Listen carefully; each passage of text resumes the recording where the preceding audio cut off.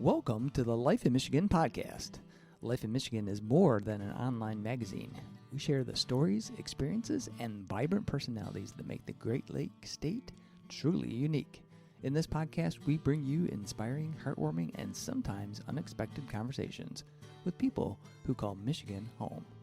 From the rugged beauty of the Upper Peninsula to the bustling creativity of Kalamazoo, we'll cover the stories and define what it means to live, work, and play in Michigan. This week on the Life in Michigan podcast, we are joined by Marissa Jardine from the Bird Center of Michigan. From baby birds and window strikes to duckling fosters and flight cages, we dive into the behind-the-scenes work of wildlife rehab and what it takes to help Michigan birds get back to the wild. Marissa, thank you so much for being part of the Life in Michigan podcast. Thanks so much for having me. I'm really happy to be here. Awesome. So, we're, I don't know if it's just our age or whatever, but we love birds. And we're like just so happy to talk with you because, we have feeders. And there's like just so many birds outside and we're just like in love with all of them. And so we're happy that you guys are around to do what you're doing. But I thought we'd start with you and talking about, yourself and your role at the Bird Center of Michigan. Definitely. And I would say not just old people like birds these days, okay? It's becoming a huge thing. Like more and more young birders are happening. There's even like specific young birding associations just for like kids and teens. That's something we're seeing like firsthand here at the center, like more and more young people getting involved with birds. It's a lot of fun. That's cool. So yeah, as you mentioned, my name's Marissa. I am the clinic manager of the Bird Center of Michigan. So I graduated from Eastern Michigan University in 2019, and I ended up interning at the center just after graduating, along with doing field work for reptiles and amphibians. So I was doing that 5 days a week and then coming to the center during the weekends to help with rehab. And I just really fell in love with wildlife rehab. It's a really amazing combination of both like conservation and also animal care and animal medicine. So I really thrived here. I kind of dove headfirst into it, and I've been with the center ever since. Over the years, I've kind of worked my way up. I got my own licensing to be the licensed bird rehabber here at the center in 2022, and I've been the clinic manager since then as well. Wow, that's awesome. Congratulations on all of that. That's amazing. You seem really focused. Thank you. For those that are not familiar, what is the mission of the Bird Center of Michigan? Yeah, so the mission of the Bird Center is to rehabilitate injured and orphaned birds and release them back into the wild. So our primary effort is through hands-on rehab, but we also have a focus on community engagement and education. So we get thousands and thousands of calls a year, particularly in our summer months. I think we are upwards of like 20,000 calls for the summer, and only a fraction of those are coming in. So a lot of it is engaging with the public and teaching them how to coexist with wildlife and what to do if they have found an injured or orphaned bird. Wow, that's crazy. I can't believe there's that many. And I think I read that you guys have already treated over 2,000 birds this year. Is that true? Yes, so this has been our busiest season yet. We just passed over 2,300 patients admitted this year. Wow. Our previous highest number was in the 1900s. So this is the first time we've ever surpassed 2,000, and we're looking to maybe even go to about 2,500 by the end of the year. This year, we've seen a 20% increase in intakes, and just in September and October alone, we've had a 60% increase in intakes compared to past seasons. Wow. Do you think it's because more birds are being injured, or is it just awareness? People know that you guys are there to help. I think it's a big part of it is the awareness. So before we were the Bird Center of Michigan, we were actually the Bird Center of Washtenaw County.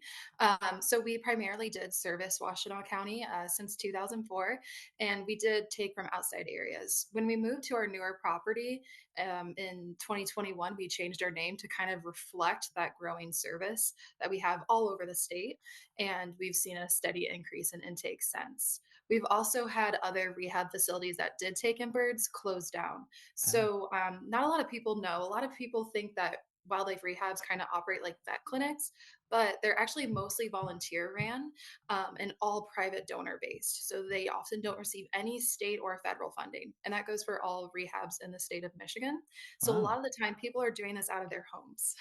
We're one of the few that thankfully have a designated center with staff. But with that comes a lot of pressure for rehabbers that are home based to continue on. So we've had some shut down, and we're now the only songbird rehab in southeastern Michigan that specializes. Wow. So how did it get started? How did the center get started originally back in 2004? Yeah, so the center was founded by Carol Akerlof in 2004, actually after decades of home-based rehabilitation. I love hearing stories. I got to meet her briefly in my years as an intern, but she would rehab out of her house. So there'd be swans in the bathtub is something I would hear about. And it was a real community effort. They got their first building in 2004 in downtown Ann Arbor, actually in a polling building, a polling location. Oh, And this was up until 2021. So they were taking, I think, between 500 to 1,000 birds a year, and that kind of steadily increased over the years. And we were in a small, maybe 700 square foot building. That was also doubling as a polling location. So we would be rehabbing birds, and then come election time, we'd have to move everybody out. November, not a big deal, right? yeah. But middle of August, you're packing up like 200 birds and you're moving to an offsite location, and then you're doing that in reverse 5 days Oh later. man. Yeah, that's a bummer. Yeah, But I'm glad it you've was fun got though, a but new we got space. so much stuff done, and it allowed us to grow and expand further. So Excellent. And so you guys aren't in that same space anymore, right? That you have a new. no, we are. So we moved to our larger location in Saline in 2021. So now we have a 3 acre property. We actually had bought a house and converted it into a wildlife rehab. Wow. So each of our rooms have a designated age, like life stage group. So we have in our adult room, our baby room, a fledgling room. We also have a quarantine space for birds that have any zoonotic disease or illness, as well as an intake room where we're able to provide medical treatments. Wow. That's amazing. So what is the most common reason our bird ends up at the center for that needs help? So the most common causes of intake here at the center are window collisions, orphaning of baby birds, and cat caught birds. Oh, okay. Yeah. So window collisions are the top cause of intake for injured adult birds. They obviously don't understand the concept of windows and they can easily run into them. So birds do not see a window for what it is, they see the reflection of nature. So if you have a tree with or a backyard with a bunch of trees in it and that window's reflecting it, it's going to be more prone to getting birds striking it. So we recommend using window deterrents or similar to help break up that imaging. Similarly, right now, we're seeing increases during spring and fall migrations where birds are running into windows because they get disoriented when they're migrating. Wow. And I think I saw that you mentioned that I think it was on the website, like things to help with birds, but I didn't realize that they migrate at night and that the light pollution actually influences them. Yeah, so the lights can cause them to get disoriented, and it can cause them to run into buildings, particularly high rises. So we do get increased calls in busier downtown areas, particularly Detroit and Ann Arbor. We're on the southeast side of the state, so that's Hmm. mainly who we're working with. And we're having these rare migrants coming through, like kinglets and warblers. We'll also get American woodcocks and just areas these birds aren't normally in. Yeah. Um, Getting confused and hitting windows. They usually present with head trauma, which can often appear as appearing friendly. A lot of rescuers say, "Oh, the bird appears friendly. It's letting me pet it." It's actually severely head injured. I know it's a huge misconception, so, like, we have to let them down nicely. Everyone wants to be like Cinderella and the birds are, like, on your shoulder letting you pet them, but it's really it has a head injury of sorts. So if an adult bird is letting you hold them or pet them or, like, baby talk them, something's going on, as magical as it is. So we Yeah. do recommend that they get brought in for treatment. Oh man. I mean, I I shouldn't actually had laugh, that. but I actually had that happen. Like this was like my kids were little, so it was probably like, oh, 20 years ago at least. Um, I was outside and there was this green, it was a very bright green bird up in the tree. And the kids are pointing and I put my hand out and I said, "Look, I can call the birds." And I put my hand out and it flew down and landed in my hand. And I'm like, "Oh no." And then it bit me, of course. And then it went to the ground and we put a basket over it. And I think we actually took it to a place in Saline, to a house. And I bet it was when she was rehabbing out of her house. Um, it did. It like landed in my hands. And the kids were like, "Oh, mom, you've got power." So well, yeah, clearly it had some sort of trauma going on. oh, Yeah. poor little fellows.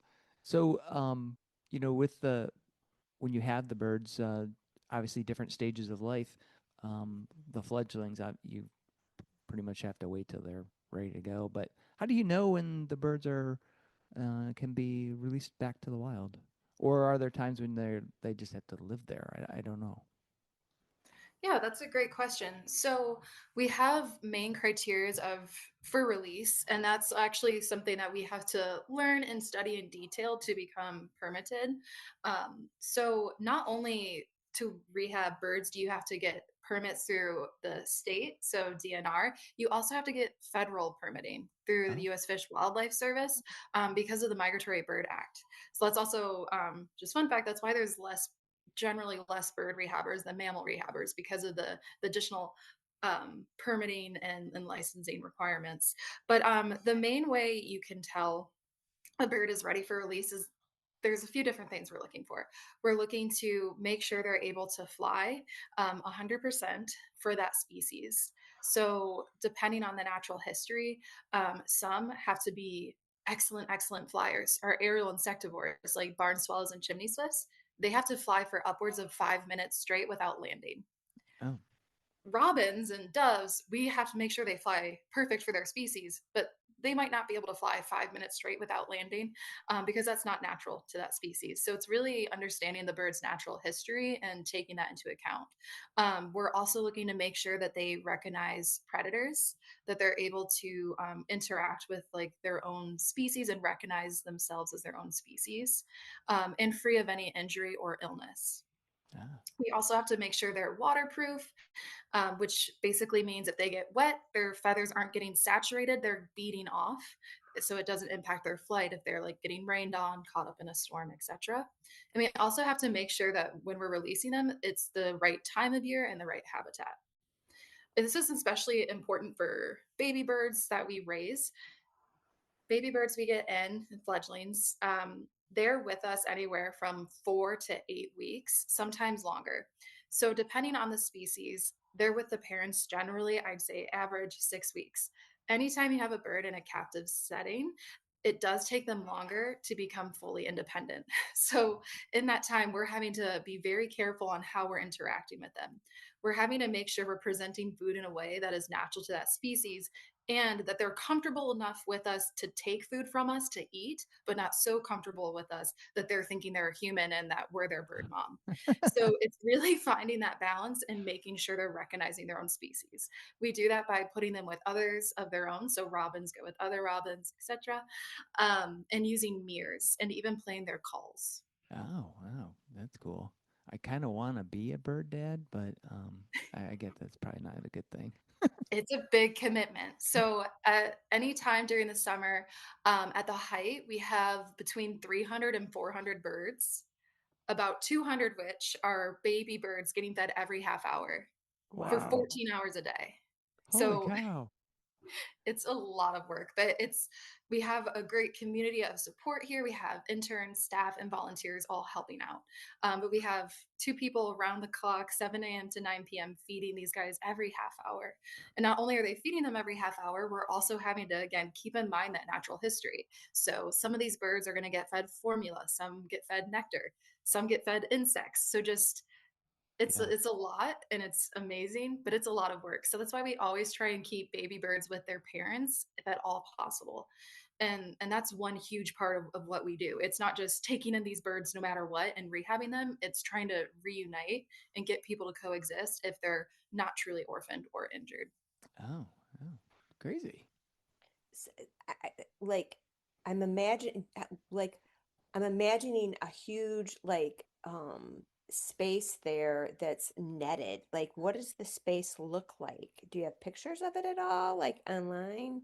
Of like where trying to let know if a barn swallow can fly for, that length of time. You would need a fairly large space, right? Like where and how do you do that?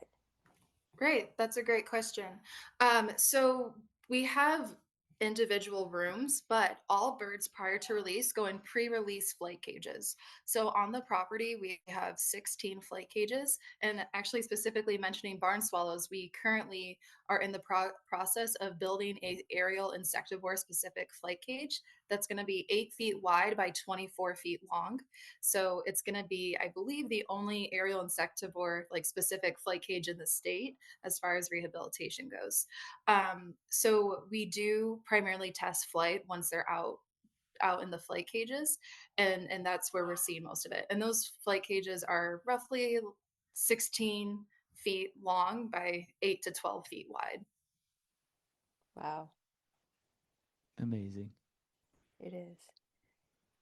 So, like you talked about it a little bit, but like what does a typical day look like there for maybe for you or for maybe somebody that just works there? Like what does that day look like during a busy season, during your busy season?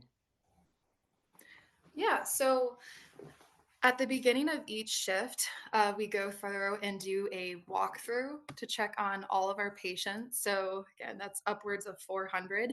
We usually have 5 to 7 people on staff, mix of staff and interns, as well as volunteers coming in and out throughout the day to help out. After that, we have medications drawn up for the day, and interns get prepping food. So, as staff members are drawing up medications, creating weight sheets, we do weight monitoring for our patients. They begin their feedings, and we start doling out weights, giving medications, and performing any special rehab treatments as needed. While all this is going on, we're also cleaning enclosures, providing enrichment, answering phones, talking with the public, and examining birds. There's honestly a lot of things going on at once. There's never a dull day here at the center, and every day is a little bit different. That sounds awesome. So you must work like 7 days a week. Do you ever get a day off? I do, thankfully. So we have really great staff that are all well trained. They have their basic certifications in wildlife rehab, and they're able to kind of take over on the days I'm off. But I'm always here to help out. So even when you have a day off, you're always kind of on as far as answering questions, whether that's from staff, volunteers, interns, or sub permits. That's funny. So you mentioned interns, and are all the interns working toward degrees in either wildlife management or wildlife biology? What are the interns are what is the internship like? Yeah, so most of our interns are getting degrees related to biology, conservation, environmental science. We have a lot of pre vet interns as well. But we do occasionally get interns that are doing kind of something completely different. Oh yeah. We have some that are doing like engineering or accounting, and they just really like birds or they're interested. I have one intern from this year who is actually doing something related to engineering, and they want to focus on animal prosthetics, and they Oh, intern here. So it's really, you get wow. to meet so many different people. It's really exciting. For interns, they are primarily working hands-on with the birds. They're really gaining all aspects of wildlife rehab throughout the internship. So that's something we really focus on, is making sure it's hands-on. So they're first learning how to feed different types of birds, identify the birds, set up enclosures. Then, once they're more comfortable with the basics, we move on to letting them learn how to medicate and weigh birds, as well as eventually helping assist with exams. And we even do workshops for our interns, so they can like learn how to do splints. We do splints of birds in at Wow. our center. You have to get really creative because they don't have casts for a bird that's like 10 grams. Yeah. So we use things like toilet paper rolls, the cardboard of it. You have to cut it out, coffee stirrers, just all sorts of little things. You have to get creative, but um, there's research and books and a lot of great resources for us to use both as staff and then teach the interns, which they really love getting that hands-on experience with. That's cool. Seems like you'd need somebody with 3D printer experience so they could do like little 3D printings for their little splints. Yeah, that would be really cool. I've been like kind of thinking about that the past year or so as 3D printing's gotten bigger. Or even I've seen other centers do where they make like faux birds, like bird heads to go on our tweezers. So like because we feed Oh our yeah. birds Yeah. insects. So like instead of like it being our fingers, it's like a bird head of that species. So Yeah. Yeah. So they get that'd be used to, cool. yeah, instead of like getting habituated to a human, they can say, "Oh, that's like this weird bird, that's feeding me." Yeah. Its eyes never close. It's just constantly staring at me. Yeah. It's a head drama. Uh, Um, so like not all the birds make it, right? Some of them don't, like they just don't make it. So there's that emotional side. How does your team manage that? I mean, it must be like, like what does that look like for your team? How do you help with them? I mean, how do you work through that emotional side? I think that's a really great question. I think it's something that not a lot of people think about when it comes to wildlife rehab. A lot of times people find out you work in wildlife rehab and they're like, oh, wow, that must be so exciting. You get to like hang out and like play with animals all day. But you're really seeing both the best and like worst of humanity at times, right? When it comes to birds getting brought into our center. Because a lot of the time, these birds are getting brought in pretty rough shape, often either directly or indirectly caused by human impact, whether that's the windows we've built, the cats we've let outside, or, little kids messing with a bird's nest when they shouldn't have. Um, Something that we do is recognize that when birds don't make it, or if we have to make that difficult decision that treatment isn't possible, where we do have to decide humane euthanasia, we mhm. recognize that it is a kind of a gift in a way to end suffering. I like to word it and get staff to understand, as well as interns, because it can be an adjustment at first, is that birds don't understand the concept of being in rehab to get better. They don't understand that what we're doing is to help them. So if we're prolonging suffering, it's it's not a good thing. If we know the outcome is poor, if it's not good, they only know that they're scared and they're in pain. Yeah. So if it's something we know isn't treatable, um, and the best thing we can do is end that suffering, then that is a gift to them, even though it's hard for us because that we're in this because we love the birds. But we have to make sure that they're to the point where they're either going to be able to be released or be able to thrive in captivity. With adult birds, that can be particularly difficult, right? Because a lot of the times we'll get patients in, and it's always unfortunate, but sometimes we'll get birds in where the people have had them for a week or they've seen them around, they had a hard time catching them, and we don't get them in for a week or two later. At that time, bones have set incorrectly, Yeah. they're not able to fly, etc. Taking an adult wild animal that's seen the outdoors and trying to force them to live in captivity is, in our opinion, not very fair to them. I don't want to misquote it, but there's a great rehabber who once said, you can take a non flighted bird that has seemingly lived a good life in captivity, but if you open that door to that flight cage, they're going to find their way out and they're going to want to be out, even if that means they don't make it. So that's something that we have to keep in mind when we're really focusing on wild birds, you know. So it is different than domesticated for sure. Yeah, yeah, because I think you lose sight of that. I know that I have. You know, you just don't think of you think of them almost as like these outdoor animals that are habituated to people because they're coming to a feeder. But it's just they're really wild animals, and they don't really want to hang out in your house and be with you. They want to be doing their own thing. Right. And it's of course different, you know, if we're getting in um baby birds that are have an injury but they can survive in captivity, they don't really understand what it's like outdoors, that Yeah. they would be a good education ambassador. We do try and find placement. We have two right now that it was just a season of getting weird birds with weird eye injuries in. We have a baby blue jay and a baby robin that came in as catgut, and unfortunately, their injuries ended up being too severe, so they both lost vision in an eye, Mm. making them non-releasable. But due to their temperament and their young age, we're searching for placement for them for like a sanctuary. So. Oh, very nice. So would a sanctuary be like we used to live up by Leslie Science Center and they had some caged birds up there. Is that what you mean by a sanctuary or is that sort of like where does that those caged birds fall into the different types of Yeah, so Leslie Science and Nature Center would be considered one, definitely. I've even actually communicated with them in the past about possibly taking in past placement birds, but they focus on raptors.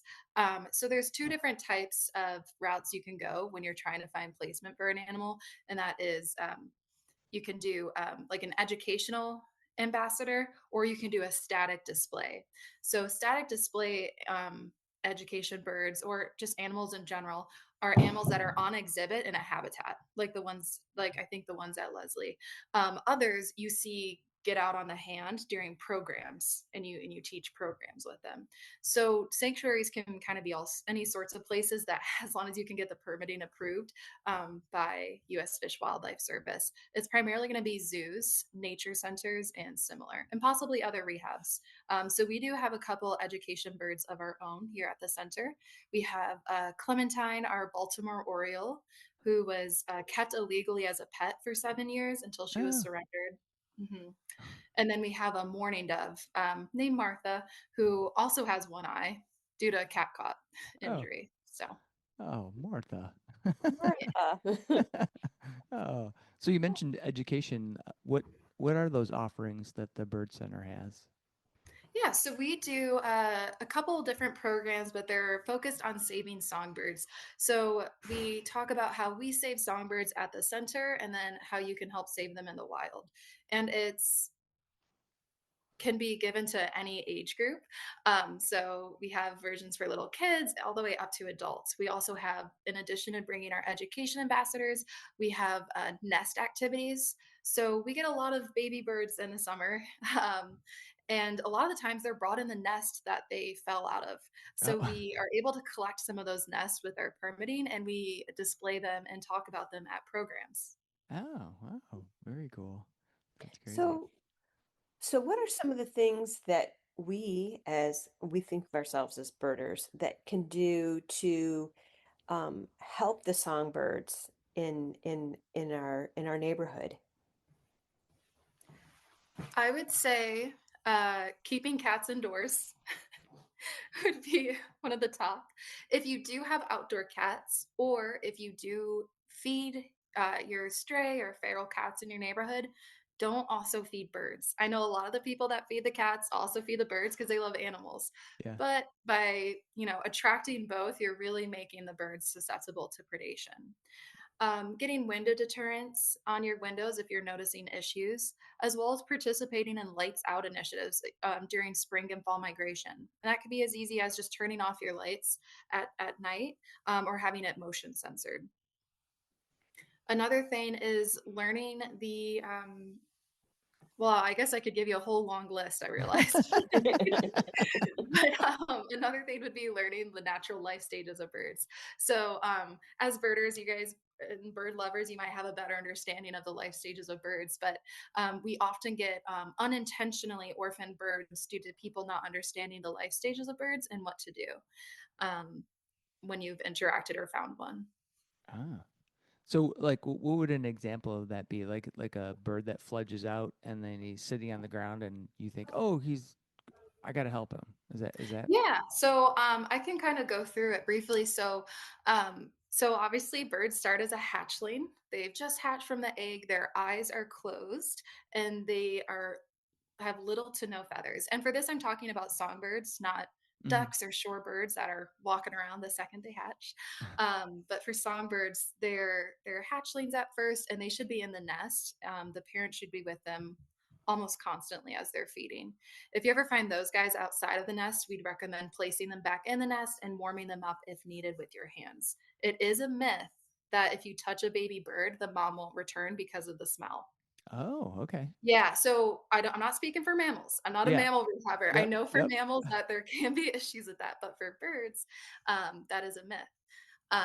Nestlings are again baby birds that should still be in the nest, hence the name, but their eyes are open. They're getting more feathers. They're starting to look more like birds and less like aliens. Trying to get them in the nest is your best chance if they're uninjured. You can also try making a makeshift nest. We actually have a YouTube channel with videos on how to re-nest baby birds and make makeshift nests on the YouTube as well as on our website. Oh, We're cool. also happy to help talk you through the steps. At these two stages, when people find these baby birds, their first instinct is to naturally feed them. But that can actually do a lot more harm than good. So birds that aren't properly warmed or hydrated or fed the proper thing can actually get impacted or have digestive issues or even aspirate on the food. Oh. Birds have very weird mouth anatomy and they can easily choke on any food you feed them. So we never recommend offering a baby bird you found any food or water, even if it seems like they're begging for it with opening their mouth. They'll Yeah. be okay for the meantime. For fledgling birds, as you mentioned, fledgling birds are birds that have just fledged or left the nest. So they're on the ground normally, hopping as they learn to fly. This is the most common time people intervene thinking that they are in need of help. Most of these guys, it is completely normal for them to be on the ground as long as they're hopping, active, and pooping. One thing you might be surprised about, we talk about poop a lot when we're talking with rescuers. It's all about the poop. So whether that's consistency, like how's it looking, or even just are they pooping? A lot of the time when we're having rescuers re-nest a bird or monitor from a distance, they can't stand there for 3 hours straight and like look all camouflaged. So we ask them to check for poop. If a bird is pooping, they're getting fed by the parent because at those ages they're too young to be fully eating on their own. Ah. So that is one way you can check to see if the parent's returning or feeding those babies. All And right. then, of course, adult birds. If you ever see an injured adult bird or possibly ill adult bird on the ground not flying away from you, something is definitely wrong. Whether it's head injury, illness, or something else going on, we always recommend that injured adult birds be placed in a box without any food or water. And you can contact us or your another closest rehab for help. Okay. So do you have like a success story that you can that really stands out for you, like that you can share with us that the bird was rehabbed and it just like has stuck with you? Yeah. So one of my favorite cases was from I think it was December of 2023. So we primarily specialize in songbirds, but we also will occasionally take in waterfowl, especially during the summer months. We raise in ducklings.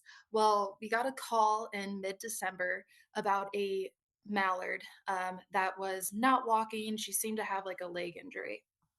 We admitted her and she wasn't walking.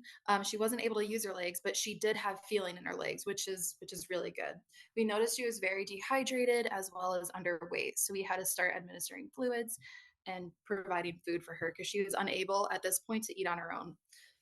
Upon a vet visit where we got x-rays done, we discovered that she had unfortunately been sprayed with a pellet gun. Oh. Oh, Yeah, and I'd never seen anything like that before, and it was obviously really hard to see um, that X-ray. But thankfully, it missed all of her organs, and it wasn't deemed that any needed to be removed. Just with how it was sprayed, I think there was between 12 and 15. She mm, also thankfully tested negative for lead poisoning. Oh, So that good. is something that is a huge issue all over, and it particularly happens. In like lead shots with ducks, and then it impacts the raptors that are eating them, and it's a whole kind of cascade effect. So Hmm. um, once we recognized what was going on, we were able to come up with a treatment plan, a feeding plan, and over a period of 6 months she slowly but surely improved.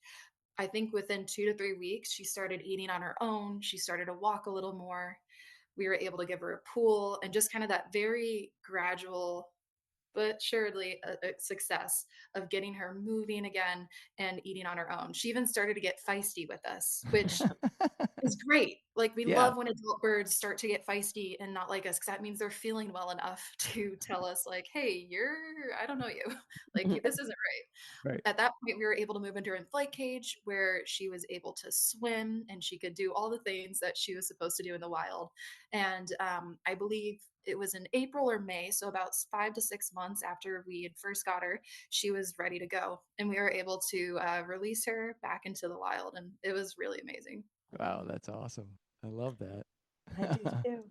I noticed that you didn't give her, did you give her a name? We didn't. So we don't give our patients names. One, because we get so many. I don't know if I'm creative enough to come up with 2,300 different names, but also because we really just have to make that distinction that this is a wild animal, and it helps. While we can be attached to our patients, we have to keep that level of separation in order to make sure that we're making the best judgments for our patients, and also, ensuring that we are doing everything we can to keep that bird wild. Excellent. Excellent.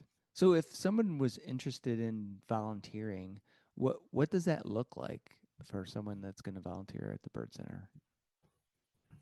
So you can find everything out about volunteering on our website, birdcentermi.org.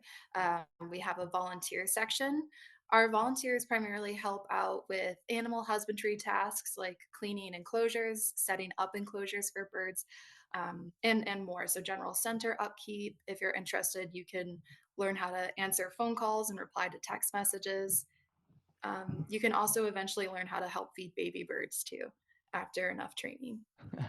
Nice. Excellent. Yeah, so we just have a normal, just like a standard volunteer application process through our volunteer coordinator. We most commonly get most of our volunteers in the spring months where we do training blitz Ah, as we get into baby season. But we do accept volunteers all throughout the year. very nice. Very nice. So does it actually, I mean, right now we've got raptor. Are there raptors migrating right now? I can't remember. Everything's, Everybody's migrating. Um, Yep. so after November, does it pretty much slow down for winter, or do you still have like a volume of like the birds that live here and they're just hanging out for the winter and have maybe an issue or something like that? Yeah, so it definitely slows down after October. So right now we have about 70 patients in care compared to, about 400 in August. Wow. So we have most of our guys released for the season, but we are kept busy in the winter with birds being found. So yeah, year-round residents. So lots of mourning doves, always mourning doves. And sometimes we'll get robins, cardinals, juncos. Oh yeah, We'll get those as love well those because they're guys. coming down. Yeah. Um, we also do tend to see more serious injuries during the winter because people are outside less often. So people might be finding the Oh. birds a little more slowly than they would if it were, nicer out. So we're getting birds in possibly more critical condition, dealing with things like frostbite and similar. We also are busy caring for our overwintering birds. So, not all birds are ready in time, and they have to be overwintered at the center. So, for example, right now we have 5 swallows. I think 3 are barn swallows and 2 are cliff swallows that are going to have to be overwintered because they missed their migration. Oh. Some came in as cat caught, so they had feather damage that prevented their ability to fly well enough to be released. And then a couple came in glue trapped. So they were unfortunately stuck in a glue trap, meant to originally, probably trap mice or rats. Uh-huh. Um, and their feather damage was too significant for release. Oh. So we'll house these guys that aren't able to make it in time for fall migration. We'll keep them over winter, creating little tropical faux paradises for them. And in April or May, when they're back around again, we'll release them back into the wild. Oh, that's awesome. I like that they get a little tropical paradise. We get we raid all the plant stores, get all the tropical plants. So it's like, this isn't South America, but this is the best we can do. So Oh, excellent. So do you collaborate with other rescue groups or vets, or are there other organizations like maybe that you go meet with? Like, what does that look like for a professional? collaboration among the wildlife rehab community is so important, and we are lucky to collaborate with several local organizations in the area, as well as others, across the U.S. So we are a part of the Michigan Association of Wildlife Rehabilitators, which is a newly refounded organization that a lot of different rehabbers in the state are a part of, and they hold monthly meetings as well as in-person cohorts. We also collaborate on a national level. So there's the National Wildlife Rehab Association, and we attend their conferences every year. And we've actually been lucky enough to present at past conferences. So a couple years ago, I did a um, poster presentation on grackles and Oh, raising them, common grackles. The guys, you guys get your feeders all the time. I know some people find them controversial. I found out that a lot of people don't like grackles. We love see, them here. They're yeah. Yeah, I think grackles are I don't fine. like starlings. Starlings can be a problem. right. It's the Starling, starlings, right? Yeah, yeah. yeah. Ah, they come and they raid the bird feeder. I don't particularly care for them. I like the grackles. They're the ones with the like blue heads, Like right? Are those the iridescent. Yeah, grackles? Yes, the Yes. beautiful blue iridescence. Yeah. Yes. yeah. Yes. I like they're very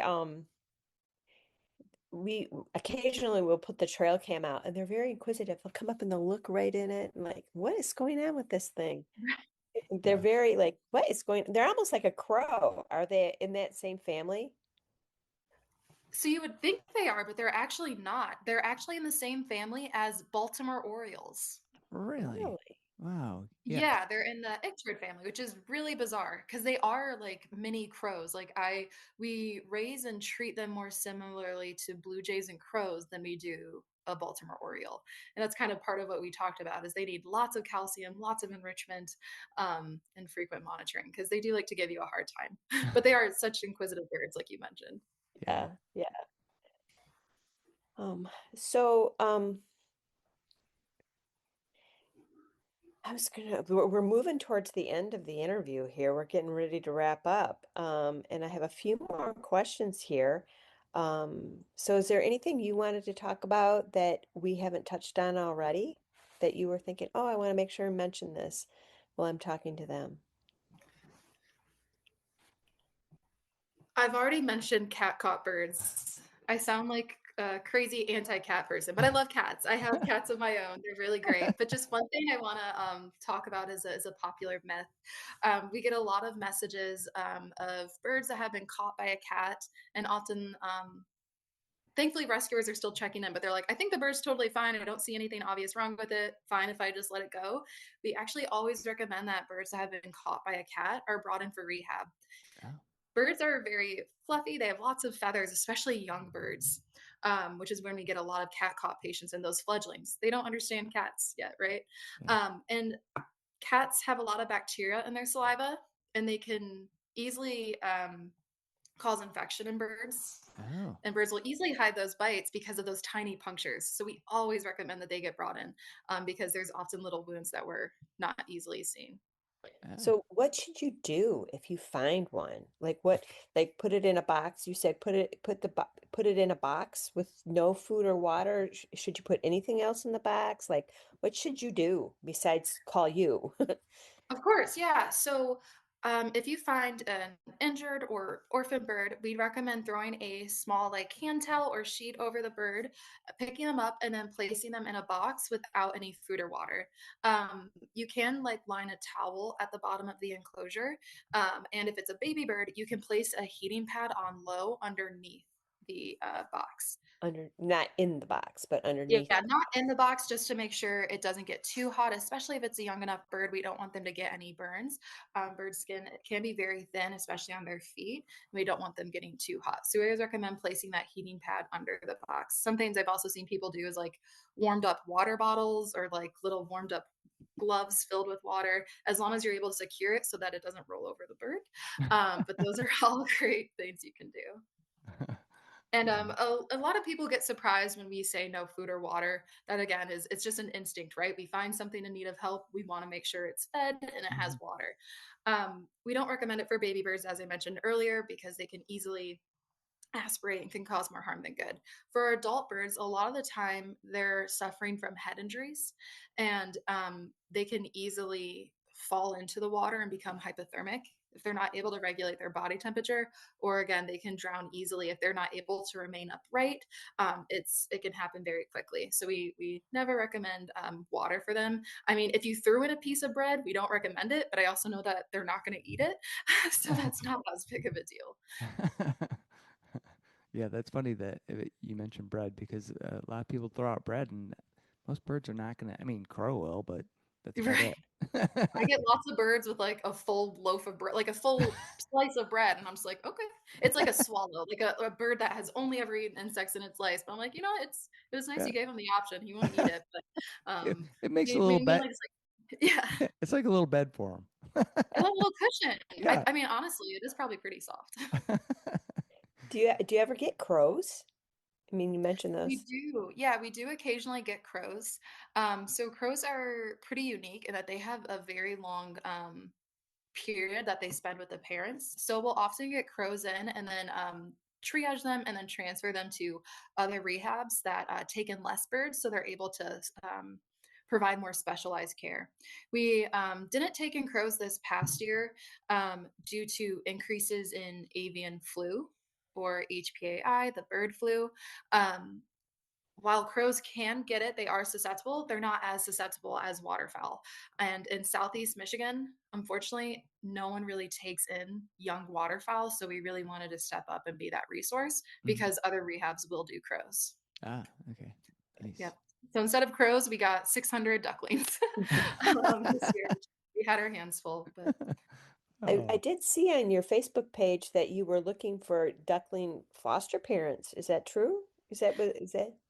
yes, so we are looking for duckling fosters. So typically, we'd hope that they're within an hour of the center, but we'd be happy to work with someone a little further out. We're looking for individuals that are interested in raising young mallard ducklings until 6 weeks of age and then releasing them back into the wild. It is an incredibly rewarding experience. Um, and we can provide more info to anyone interested. I We have info on our website, and I will also probably be doing like a little lecture, like how it works and that sort of thing for those that are interested. But it involves caring for them and raising them until they're 6 weeks old and then sending them on their way. The hardest part is trying not to baby talk them and talk to them because baby ducks are so cute, but we have to make sure that they're not so friendly when they grow up, right? Yeah, So you're right. that's the hardest part. Yeah, So is that would. this all year round, or is it just at a particular time of the year that you look for duckling foster parents? So typically it's just in the spring and summer months, probably April to about June or July. Um, we would have whoever is able to foster help set their limits on how much they can take. So whether that's 10 ducklings for the whole year or 20, we can work with the foster. Because of bird flu, we are continuing to admit ducks to our center first. So all ducklings would get admitted to our center and tested for avian flu. Once it came back negative is when we would then correlate and correspond with our fosters to pick them up to raise them until independence. Nice. Very cool. So do you have a favorite Michigan bird? That's always such a hard question, but I would say my favorite is the mourning dove, um, which is really nice because we get so many of them, unfortunately. They are just so calm and peaceful in nature. I love their coos. Um, just watching them loaf around. But in rehab, they are complete opposite of what you would expect. And I guess I kind of admire the duality. There are prey species, so they're commonly attacked by hawks and cats, and as a result, they do have more stress responses. So they will kind of explode if you open up their enclosure, and they'll try and escape, that sort of thing. They're a lot of fun learning how to manage and work with and just getting to eat on their own. They're very social species as well, so we'll put in adults together if they're having a hard time eating on their own. We have two right now that they weren't wanting to eat enough on their own, and then we're like, let's get them some friends, and then we put them together and they both started eating right away. So Oh, they're good. just a really unique species, in terms of their rehab and their care, and how you have to interact with them. So Excellent. So I got one more question. Well, actually, I got two.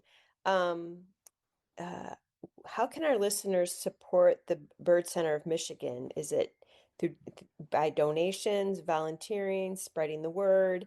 I noticed on your Facebook page you have like that's on Wednesdays, like there's the Giving fourth Wednesday, Wednesday. yeah. So like what are the best ways if a listener wants to support the center? What want to talk about that for a minute? Definitely. So all of the above. um, if you are local and you're interested in helping support the center, we could always use more volunteers, especially during the summer months. So, as I mentioned earlier, there's less bird rehabbers in the area than there have been in past years, and there's just as many birds needing help. So, we could use extra individuals to help give those birds proper care. We accept volunteers 16 and up, and all training is provided by the center. You don't need any past animal experience. Also, as I mentioned earlier, we don't receive any state or federal funding. So all of our funding comes from donors and grants if we're lucky. So if you are able to monetarily donate or even do in-kind donations to our center, it is much appreciated.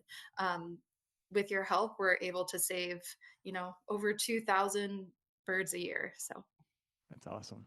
That's so cool. What is your URL for your website? I'll put it in the show link or the show notes so people can find it there. But what is your website? Do you have an Instagram, Facebook? How can people find more information? So our website is birdcentermi.org. You'll find all sorts of info there. So we have our volunteer information, intern information, as well as what to do if you find injured or orphan birds. We have a lot of helpful tips and tricks, as well as videos on how to re-nest birds, how to catch birds, as well as how to transport birds that are injured. For our social media, we are on Facebook, Instagram, I think X, Threads, and we got a TikTok because we're trying to stay hip. So I'm telling you, these young birders. And you can probably find it at Bird Center of Michigan or Bird Center MI. But yeah, if you're interested in learning more about us, what we do, our website or our social media is a great place to look. We post frequently, and you'll be able to get a better idea of what it's like at the Bird Center. Excellent. Thank you. Yeah, thank you so much for being on the Life in Michigan podcast. Yeah, thank you so much for having me. This has been so much fun. Thank you so much for listening. Be sure to hit subscribe on your favorite podcast service to catch every episode of Life in Michigan. Help us spread the word by rating the show, sharing it with your friends, your neighbors, your family, your mail carrier. Share it with everybody, and leave a comment. We'd love to hear your thoughts. Stay connected by following us on our website and social media. This is a Life in Michigan production. Until next time, take care and have a fantabulous day in Michigan.